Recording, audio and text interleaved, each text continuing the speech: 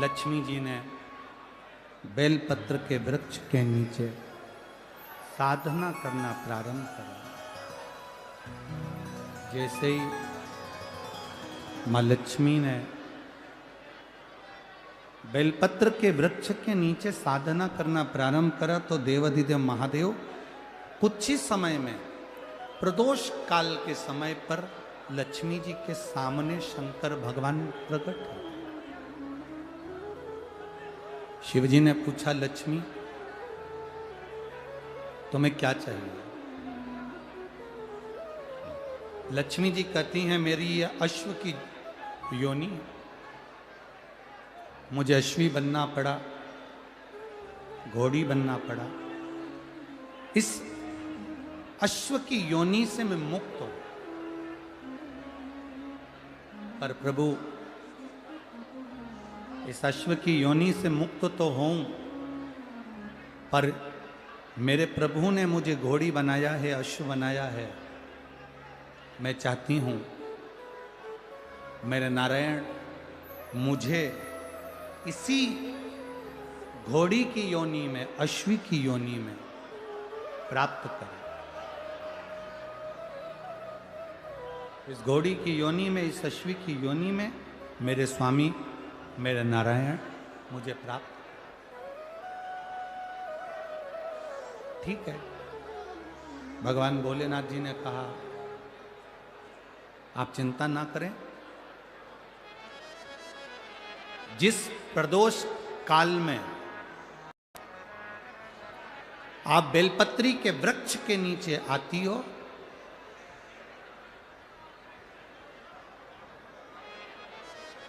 दुनिया का कितना भी दरिद्र व्यक्ति हो,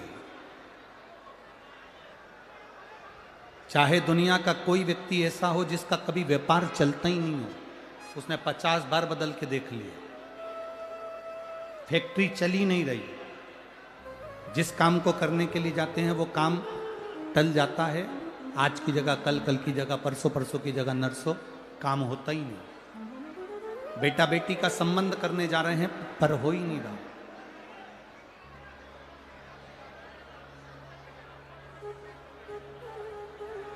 कितना भी दरिद्र से दरिद्र व्यक्ति हो, कितना भी दीन से दीन व्यक्ति हो,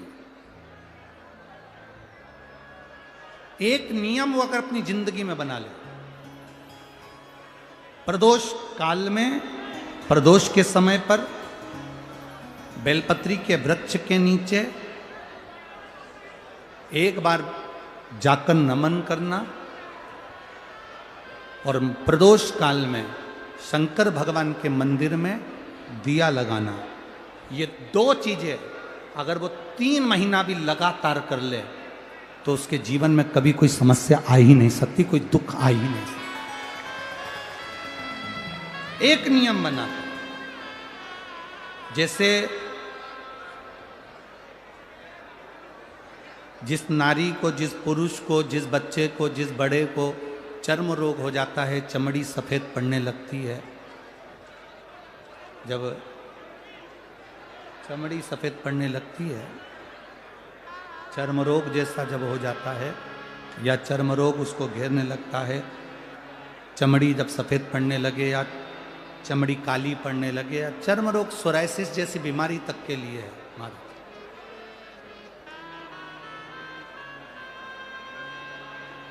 बेलपत्री के वृक्ष के नीचे की मिट्टी,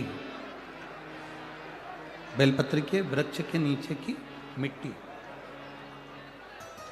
उसको जिस पात्र के अंदर शिवलिंग बनाने के लिए हम गलाएं, जिस पात्र के अंदर हम शिवलिंग बनाने के लिए उसको गलाएं और शिवलिंग का निर्माण कर कर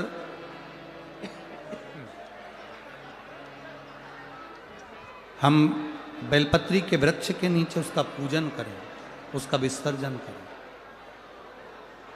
और बेलपत्री के नीचे की जो मिट्टी है, जिस पात्र में गलाई जाती है, उस पात्र के पानी का स्नान, उस मिट्टी का थोड़ा सा भाग अपने शरीर पर लगाकर, जहाँ सफ़ेद चमड़ी हो रही हो या श्वेत चमड़ी हो रही हो, वहाँ लगाकर और उसका स्नान करना यदि हम प्रारंभ करें परंतु प्रदोष जैसे अपन शंकर भगवान के मंदिर जाते हैं, दर्शन करते हैं, पूजन करते हैं, उसी तरह बेलपत्री के वृक्ष के नीचे की मिट्टी को गलाकर हम शिवलिंग का निर्माण करते हैं।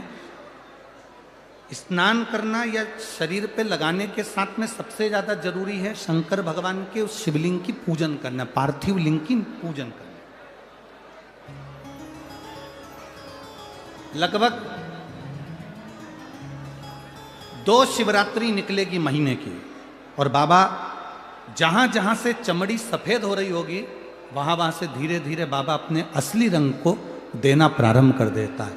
इतना बेलपत्री के वृक्ष की पार्थिव लिंग निर्माण और पूजन की उस मिट्टी का इतना वर्णन हमारे शास्त्र करते हैं, इतना वर्णन।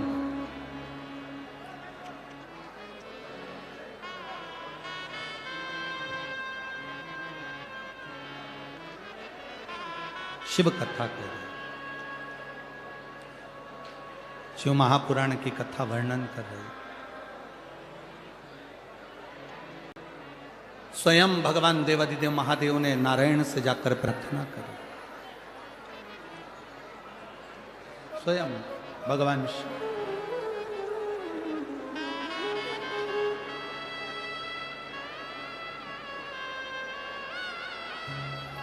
शंभु